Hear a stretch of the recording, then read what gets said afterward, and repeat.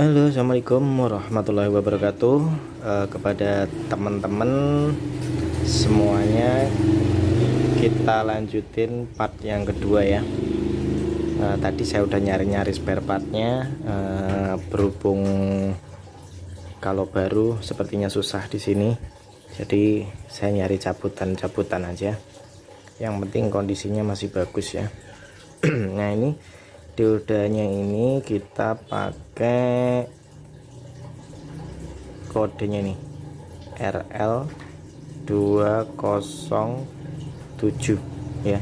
Jadi diode ini sedikit berbeda ya daripada diode yang biasa. Kan ada ada yang diode yang 1 ampere 2 ampere, ini 2 ampere cuman untuk arus AC ya. Jadi kalau teman-teman mau ganti diode, usahakan harus sama atau yang spesifikasinya mendekati ya. Jadi jangan pakai dioda yang biasa, nanti dia nggak akan berfungsi ya. Jadi kita lanjut lagi melepas komponen-komponennya yang tadi yang masih rusak ya. Tadi kan masih belum dicabut, terus yang MOSFET-nya yang rusak juga belum saya cabut. Kita cabut semua. Oke, kita cabut semua dulu.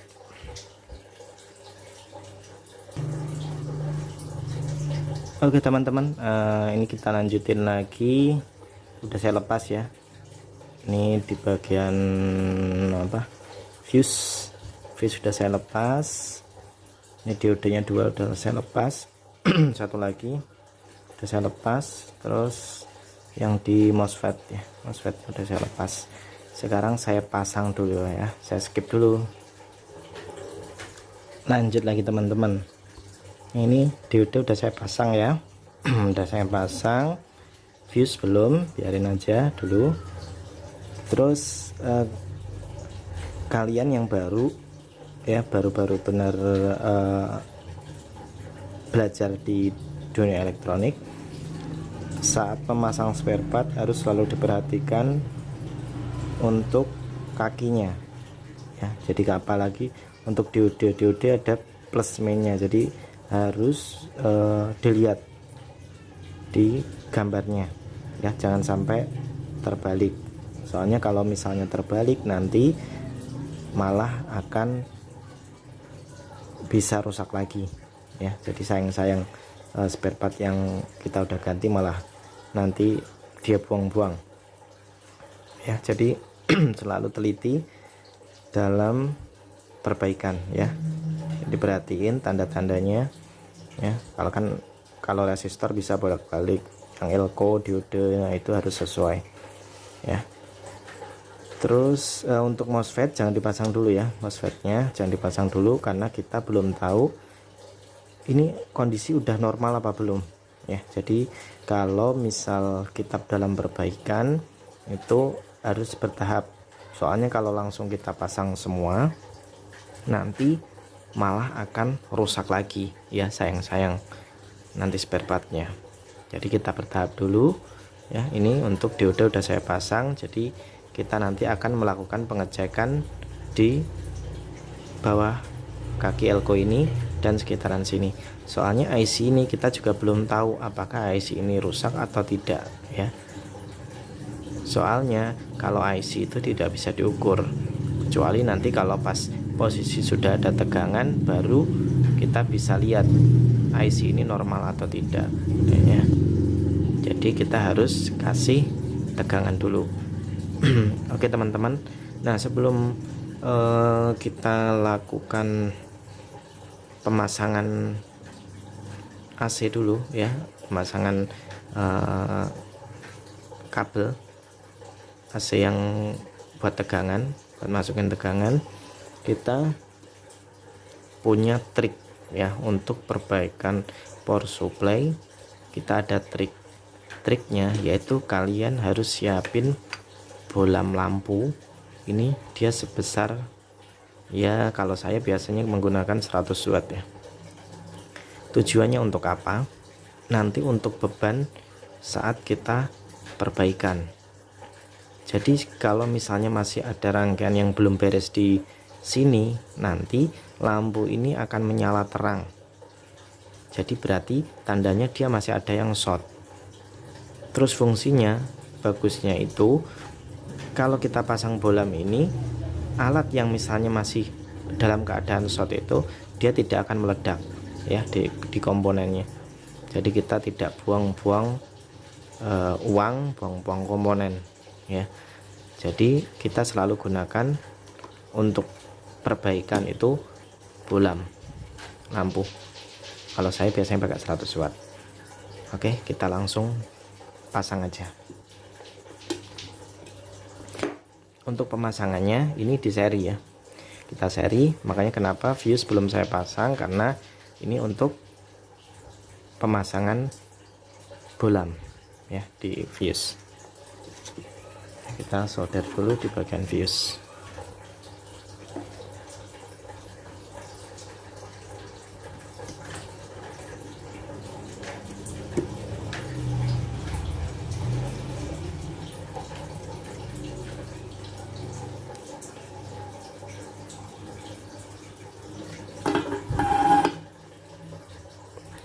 Oke teman-teman, nah kita akan melanjutkan pengetesan dan pengecekan tegangan. Oke, saya tinggal colok kabelnya dulu. Saya urut kabelnya kemana ini.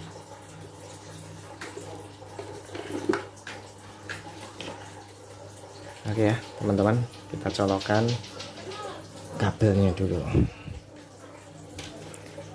Nanti kita sambil lihat di bolam ya. Bolam saya akan taruh di sini biar kelihatan.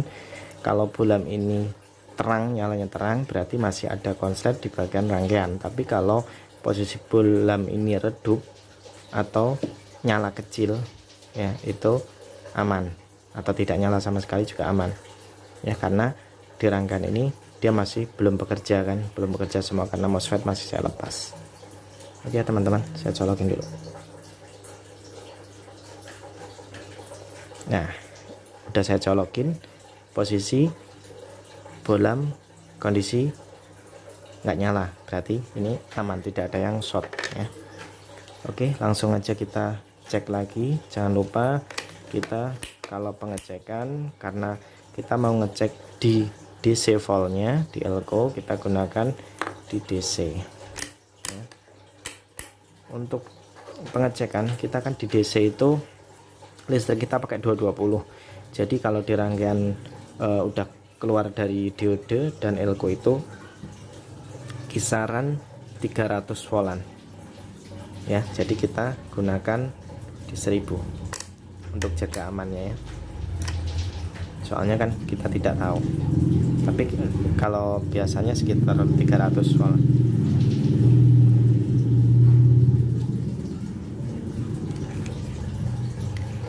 Kita bisa ngecek ini kaki bawah elko ya, main elko ini plusnya.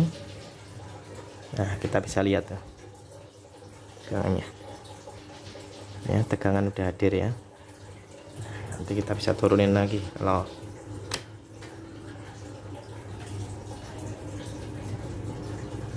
tuh ya kan, lebih kan kalau pakai skala 250 dia mentok. Nah, pakai skala 1000 ya.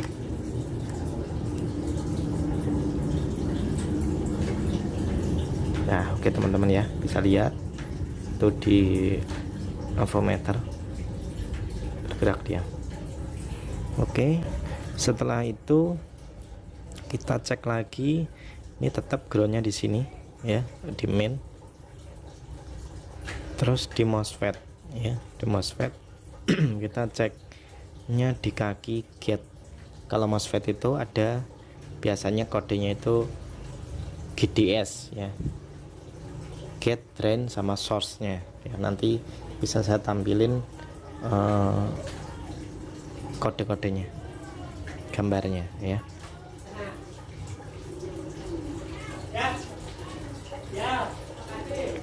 Nah dulu ini karena skalanya gede jadi nggak kelihatan ya, kita turunin dulu.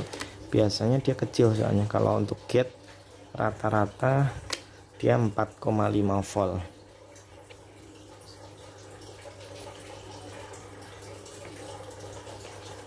Oke ya teman-teman, sepertinya di bagian ini masih ada yang belum beres ya di rangkaiannya. Nah, saklar ini saya cabut dulu ya, udah saya cabut.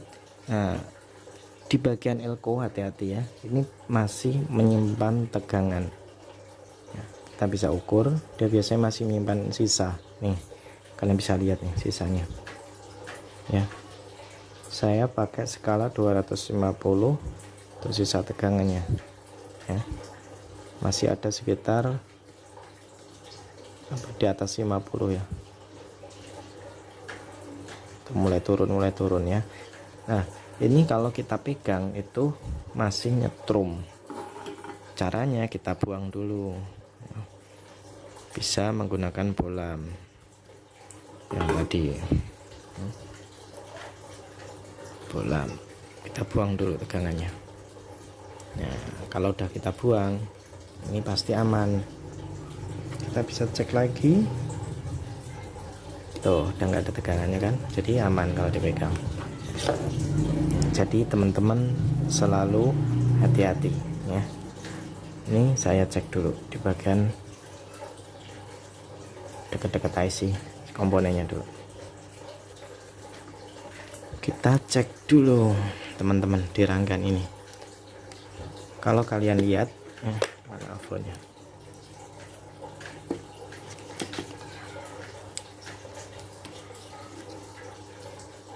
kalian lihat di bagian sini diode ini ya, diode yang di bagian trafo ya, trafo ini kan ini ada diode ya, ini untuk membuat tegangan ke IC ini. Jadi biar IC ini bekerja dia harus pakai tegangannya ngambil dari trafo ini ya. Jadi yang satu dia ground, yang satu ini dikeluarin, dia pakai diode masuk sini ya, ini diodenya.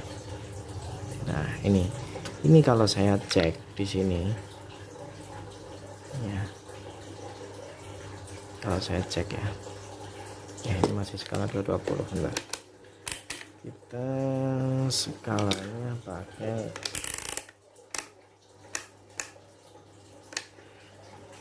10 aja.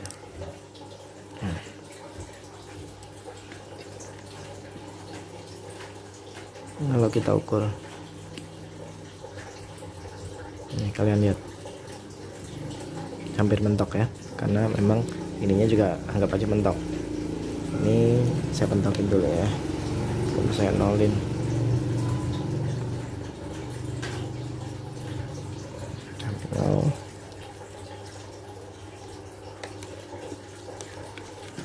Kartunya semrawut. Nah, ini kita ukur, kalian lihat mentok full. Kalau saya balik juga mentok full, artinya di sini itu konslet ya. Padahal kalau diode ini saya lepas, saya ukur diodenya normal, berarti yang short itu di IC ya, IC ini short, dia short sama ground ya. Ini saya lepas dulu IC nya.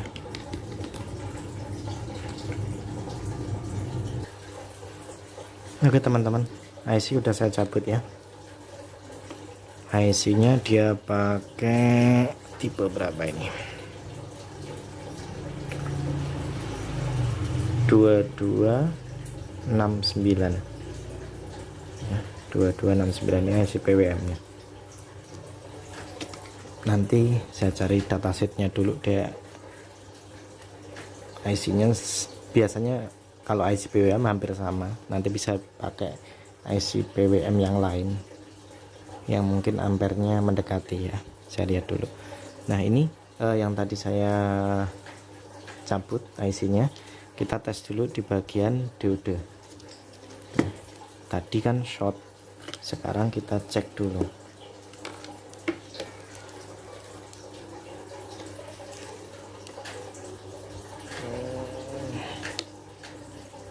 Tadi short, kita cek sekarang. dia bergerak ya, nggak nyampe full. Kita putar balik, nah nggak jalan kan, berarti betul IC nya rusak. Soalnya kalau untuk model-model IC PWM ya, kalau MOSFET nya dia rusak, kemungkinan besar IC nya juga ikut rusak ya. Beda nanti sama yang model pakai apa, TL393 kalau nggak salah, itu dia beda. Kalau misalnya dia biasanya pakai transistor bukan MOSFET ya, transistornya rusak, nanti IC nya masih aman, dia nggak rusak ya. Oke, saya coba cari datasheetnya dulu, nanti akan saya share juga di deskripsi ya, jadi biar kalian juga bisa baca-baca datasheet. Oke, saya cari dulu teman-teman. Kita lanjut lagi part 2 nya ya. Ini berhubung IC IC nya udah dapat ya, ini karena belinya harus online ya teman-teman, jadi harus menunggu, nggak bisa langsung. Terus ini saya juga belinya kemarin 3, jadi buat stok kalau misalnya ada perbaikan kita nggak usah order lagi ya. Soalnya kalau online kan lumayan waktunya ya, bisa 2-3 hari. Ini kemarin berhubung saya ngordernya weekend, jadi nggak dihitung, jadi pas Senin baru dikirim. Oke ya teman-teman, kita lanjut lagi. Kita akan pasang IC nya ke sini ya. Oke, kita pasang dulu.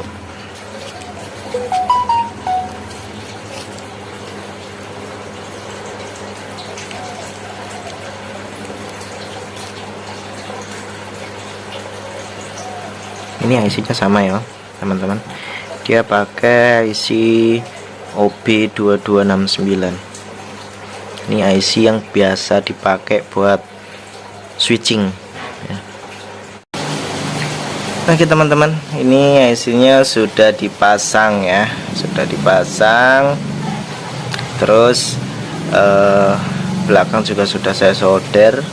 Untuk MOSFET kita biarin dulu, kita akan ukur di bagian IC dulu ya, sama kaki gate-nya.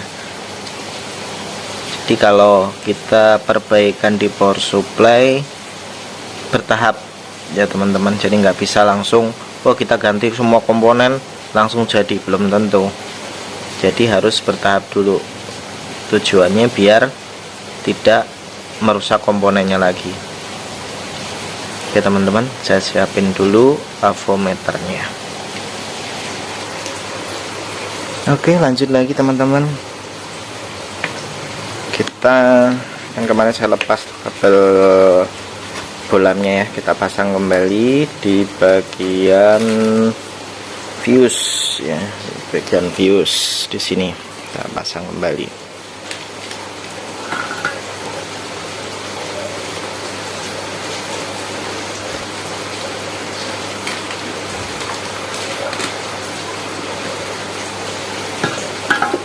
Ya, terus kita ukur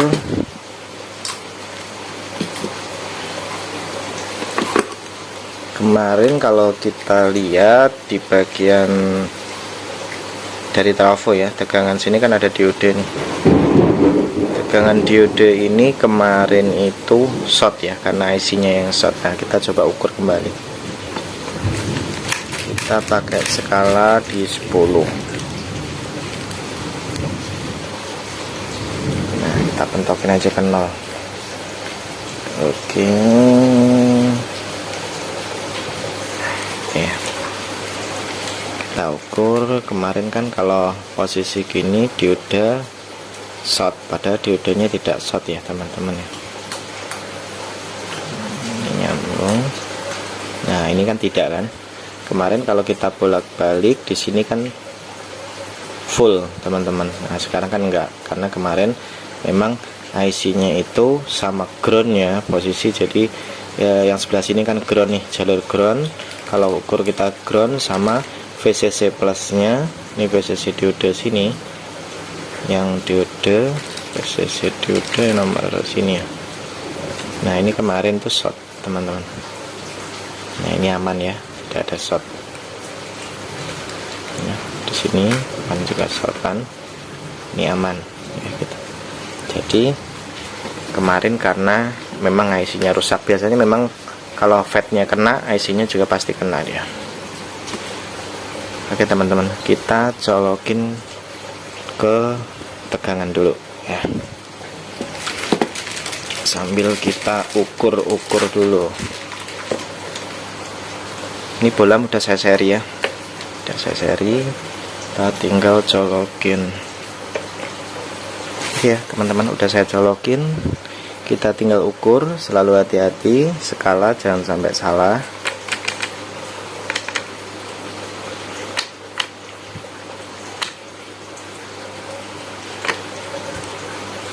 Kita gunakan di 1000 dulu buat ngecek tegangan elko.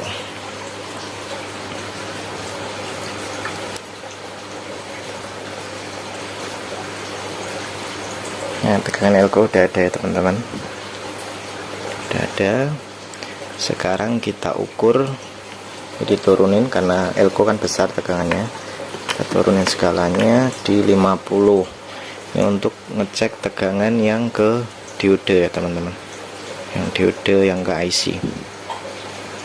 Diode yang ke IC itu di kaki sini teman-teman. Nah itu udah muncul teman-teman. Nah, cuman di sini teman-teman, kalau kalian perhatiin, dia berdenyut. Ya, tuh berdenyut. Seharusnya kalau normalnya itu tidak. Ya, ini karena masih ada biasanya problem dari feedback ya teman-teman ya. Oke, kita nanti yang penting dia udah ada di sini, itu nanti udah bisa kita pasang di MOSFET-nya teman-teman ya. Ini kita pasang di sini.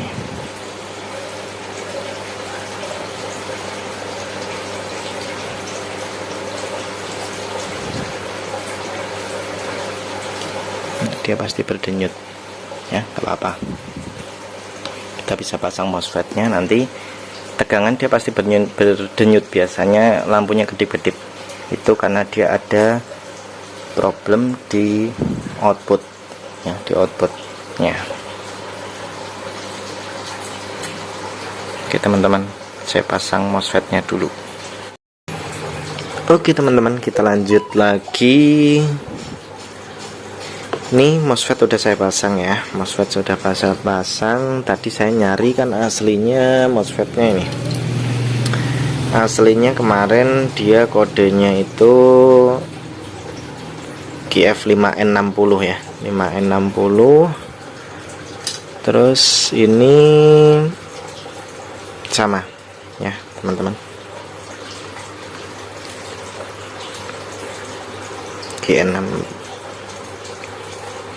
5N60 ya teman-teman ya. Ini sebenarnya bisa kita ganti ya. 5N60 ini maksudnya dia 5 ampere outputnya nanti. 60 ini 600 volt. Jadi untuk 600 volt dia masih mampu ya teman-teman. Kalau misalnya kita stok lagi kosong nggak ada, terus ada 7N60 nggak masalah, bisa juga. Dia ampernya malah lebih besar, nanti 7 ampere ya teman-teman. Itu. Oke, langsung aja kita tes lagi ya teman-teman. Kita tes sekarang. Sini.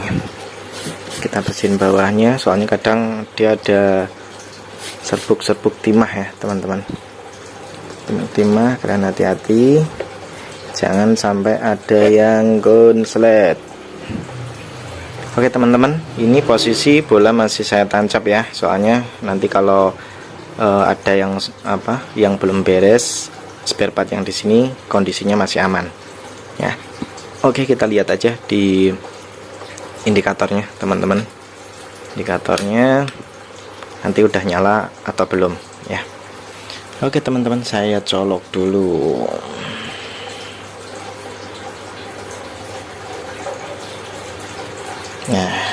Oke teman-teman ya, sudah menyala, berarti tegangan sudah bagus ya. Oke, kita ukur dulu sekarang. Mana prop saya? Outputnya apakah sudah sesuai? Ini skala saya masih di 250 ya teman-teman.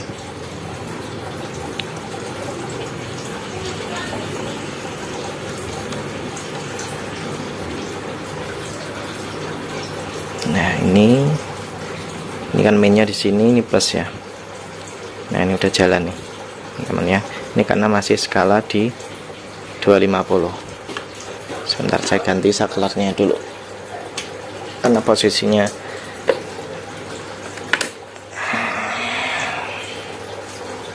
kita lihat teman-teman, ini ground, ini plusnya tuh teman-teman, sudah menunjukkan 12 volt teman-teman ya, berarti power supply sudah menyala dengan normal ya. Itu aja teman-teman. Jadi kesimpulannya kemarin yang rusak ya di diode, terus IC kena pasti karena MOSFET-nya kemarin juga rusak ya teman-teman. Nah, itu aja teman-teman. Jadi dalam memperbaiki power supply kemarin saya tahapnya udah saya tunjukin ke kalian semua. Jadi biar kalian tahu gimana sih cara memperbaiki power supply yang rusak ya teman-teman. Ini berlaku buat power supply SMS yang lain. Jadi untuk perbaikan rata-rata hampir sama ya, cuman kadang perbedaan di IC nya aja, tipe IC nya, tapi secara garis besarnya sama ya. Nanti saya akan insya Allah ya akan upload yang power supply lain seperti Weya yang biasanya kita sering repair. Kalau ini berhubung saya adanya cuman power supply ini dan berhubung juga itu kondisinya rusak, ya sudah ya kan, kita yang ada dulu. Nanti saya akan lanjutin, mudah-mudahan kalau ada yang tidak terpakai lagi ya teman-teman. Oke, itu aja teman-teman video dari saya, mudah-mudahan bermanfaat ya, dan menambah wawasan buat kalian dalam memperbaiki elektronik ya, terutama power supply. Itu aja teman-teman, terima kasih banyak. Jangan lupa kalian like, subscribe. Kalau ada komentar silahkan komentar ya kan. Terus dipencet loncengnya ya teman-teman, biar kalian nanti dapat update kalau misalnya saya bikin video baru ya. Oke, itu aja teman-teman, terima kasih banyak.